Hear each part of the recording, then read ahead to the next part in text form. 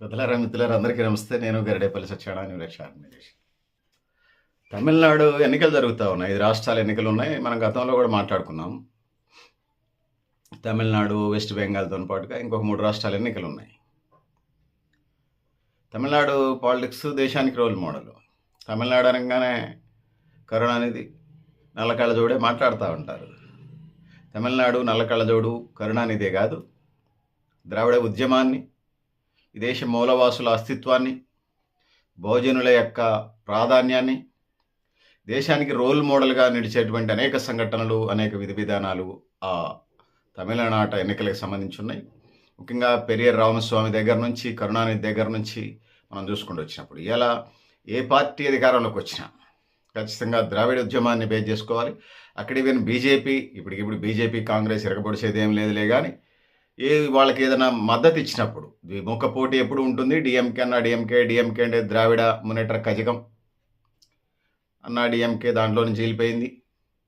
కాంగ్రెస్ ఒకనాటి గెలిగింది, ప్రాంతీయ పార్టీల వాళ్ళ కొట్టకపోయింది. ఇటు కాంగ్రెస్ డిఎంకేతోని, అన్నా డిఎంకేతోని, బీజేపీతోని మొన్నటిదాకా మెలిగినటువంటి సందర్భాన్ని మనం చూసాం. లేటెస్ట్గా మనం చూసినప్పుడు తమిళనాడు రాజకీయాలకు సంబంధించి డిఎంకే అన్నా డిఎంకే, బీజేపీ, అదేవిధంగా కాంగ్రెస్ 4 దిన పాటు ఇవాళ టీవీకే పార్టీ వచ్చింది.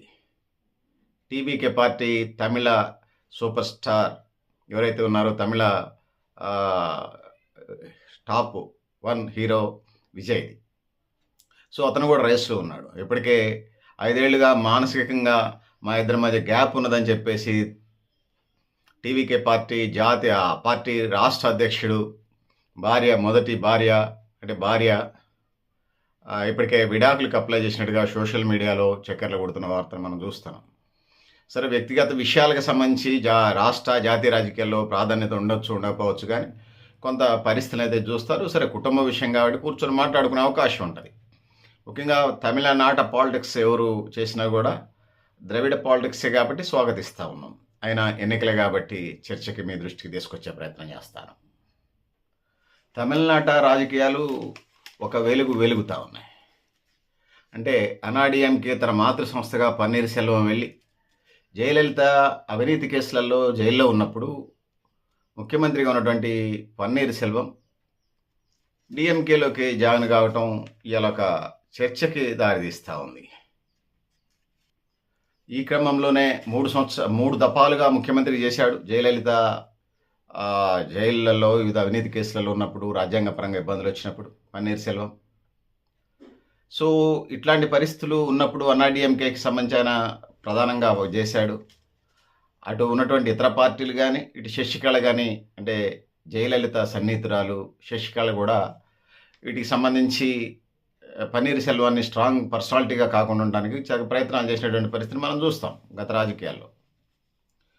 సో ఇప్పటికే అన్నాడీఎంకే డిఎంకే మధ్య కోల్డ్ నడుస్తుంటే, కాంగ్రెస్ బీజేపీ చెరొక పక్షం ఉంటే, వీటన్నిటితో పాటుగా మళ్ళీ విజయ్, తమిళ film industry hero Vijay TVK పార్టీని దాన్ని పెట్టాడు.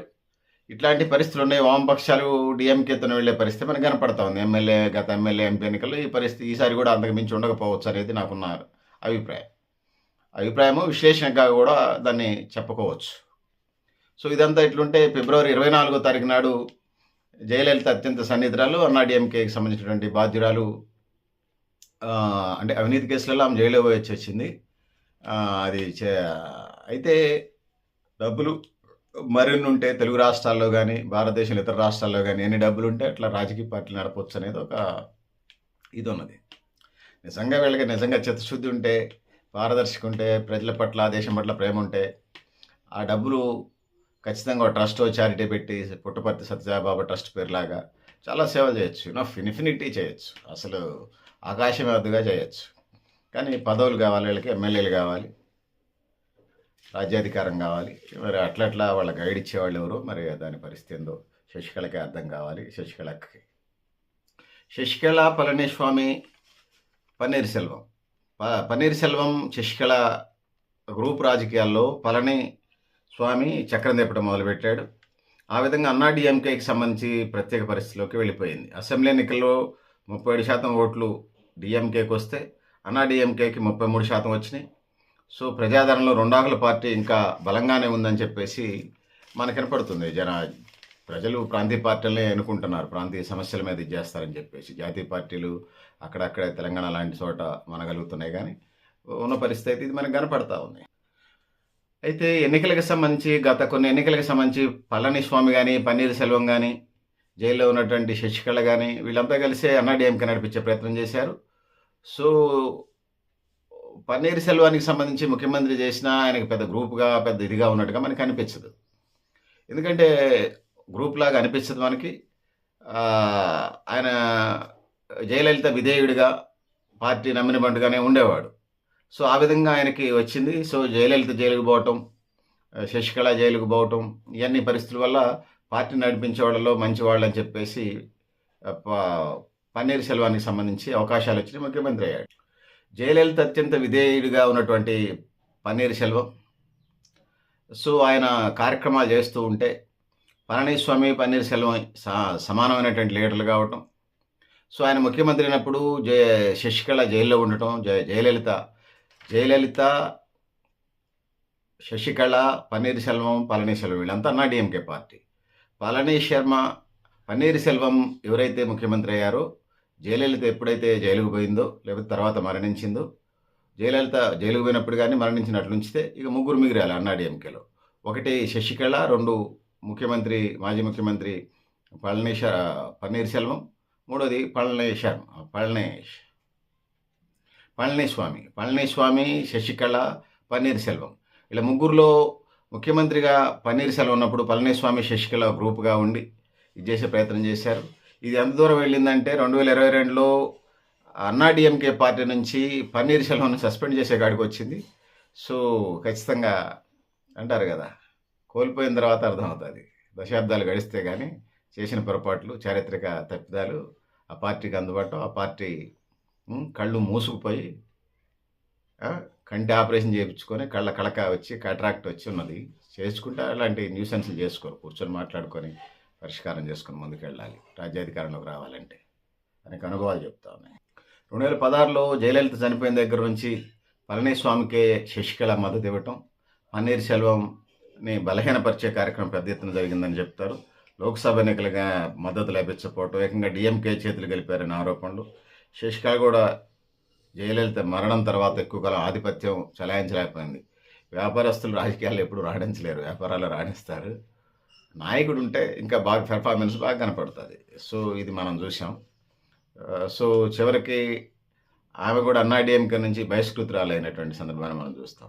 అవినీతి కేసుల్లో ఉండి అడ్డగోలుగా పార్టీలు చేస్తుంటే పార్టీల నుంచి సస్పెండ్ చేయాలి వ్యాపారస్తులను. సహజంగానే శశికళ మీద కూడా సస్పెన్షన్ అయింది. సరే ఎత్తివేస్తూ ఉంటారు రాజకీయాలు, మనం చెప్పలేము. ఊసరవెల్లి తొండముదిరి ఊసరవెల్లిలాగా ఉండే పాలిటిక్స్. జయలలిత తమిళనాడు ముఖ్యమంత్రిగా ఉన్నప్పుడు అనేక అవినీతి కేసులలో ఉండి ఆమె శశికళ జైలు నుంచి బయటకు వచ్చిన తర్వాత ఇక ఆమె రాజకీయాల దూరంగా ఉంటుంది. ఇంకా ఎవరు రారని అనుకున్నారు. అనూహ్యంగా కొన్ని ప్రత్యేక కారణాల వల్ల, ప్రత్యేక పరిస్థితుల్లో ఆమె మళ్ళీ రాజకీయాల్లోకి వచ్చినటువంటి సందర్భం తమిళనాడు రాష్ట్ర వ్యాప్తంగా అదో చర్చ దారితీస్తూ ఉంది. సో అన్నాడీఎంకే కుక్కల చింపిన ఇస్తర్లాగా అయింది. జయలలిత 2016లో చనిపోయిన తర్వాత, అవినీతి కేసులు జరిగిన తర్వాత పన్నీర్ సెల్వం ముఖ్యమంత్రి అయితే పళనిస్వామి, శశికళ ఒక గ్రూపు, టీవీటీ దినకరన్ ఒక పార్టీ పెట్టడం, శశికళ మేనల్లుడు, మళ్ళీ శశికళ అనూహ్యంగా వచ్చి మళ్ళీ పార్టీ పెట్టడం, పళనిస్వామి పోయి డిఎంకేలో జాయిన్ కావటం, ఇవన్నీ ఏం సూచిస్తూ ఉన్నాయి? మళ్ళీ డిఎంకే అధికారంలోకి వస్తుందని చెప్పగానే చెప్తా ఉన్నది. సో ఉన్నదే డిఎంకే పార్టీ, పోటీ డిఎంకే అన్నాడీఎంకే మధ్య. బీజేపీ ఎంతకాలం మోస్తుంది, ఎన్ని రోజులు మొయిలేస్తుంది? అవకాశం ఉంటే వాళ్ళ పార్టీలో కలుపుకోవడానికి ప్రయత్నం చేస్తారు. సో అందుకోసం ఒక డిఎంకే పార్టీ, జయలలిత, శశికళ, పళనిస్వామి, పన్నీర్ సెల్వం, టీవీటీ దినకరను వీళ్ళంతా ఒకటే పార్టీ. జయలలిత చనిపోయారు కాలక్రమంలో, శశికళ జైలుకు పోయింది, మళ్ళీ డిఎంకే నుంచి బయటకు వచ్చి కొత్త పార్టీ పెట్టింది. టీవీటీ దినకరన్ ఇంకొక కొత్త పార్టీ పెట్టాడు. ముఖ్యమంత్రిగా పనిచేసే ఆ పార్టీకి ఇమేజ్ తీసుకొచ్చినటువంటి వ్యక్తే పోయి డిఎంకేలో జాయిన్ అయ్యాడు. జరగబోయే ఎన్నికలు ఎవరికి ఫేవర్గా కనిపిస్తున్నాయి? పిల్లగాడిని అడిగినా చెప్తారు, అది డిఎంకేకి ఫేవరెట్గా కనిపిస్తూ ఉంది. డిఎంకే కూడా వామపక్షాలని, ఫార్వర్డ్ బ్లాక్ని, ఇండియా కూటమిని కలుపుకునే ప్రయత్నం చేస్తాడు. ఇంకొద్దిగా జాగ్రత్తగా అడ్జస్ట్మెంట్ చేసుకొని పోతే ఇక డిఎంకేని దాన్ని ఆపేటే శక్తి బీజేపీకి కానీ అన్నాడీఎంకే కానీ లేనే లేదని చెప్పక తప్పదు. డిఎంకే పరిస్థితి ఎట్లా తయారైందంటే అన్నాడీఎంకే వర్సెస్ డిఎంకే ఉంటుంది. డిఎంకేగా నడుస్తూ ఉంది. అన్నాడీఎంకేకి సంబంధించి టీవీటీ దినకరన్ ఒక పార్టీ కొత్త పార్టీ పెట్టాడు. అన్నాడీఎంకే మాజీ ముఖ్యమంత్రి వచ్చి డిఎంకేలో జాయిన్ అయ్యాడు.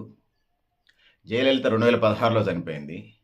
శశికళ ఒక పార్టీ పెట్టింది అన్నాడీఎంకేల నుంచి వాళ్ళ మేనల్లుడు ఒక పార్టీ పెట్టాడు టీవీటీ దినకరన్. అంటే 2 పార్టీలు అన్నాడీఎంకే 3 పార్టీలు అయింది ఇప్పుడు. దాని ముఖ్యమంత్రి ఏమో డిఎంకేలో జాయిన్ అయ్యాడు. ఇదంతా ఒక భాగం అయితే సామాజిక వర్గం బలంగా ఉన్నటువంటి దేవరకు సంబంధించినటువంటి సామాజిక వర్గం అన్నాడీఎంకేకి బలంగా ఉంటుంది.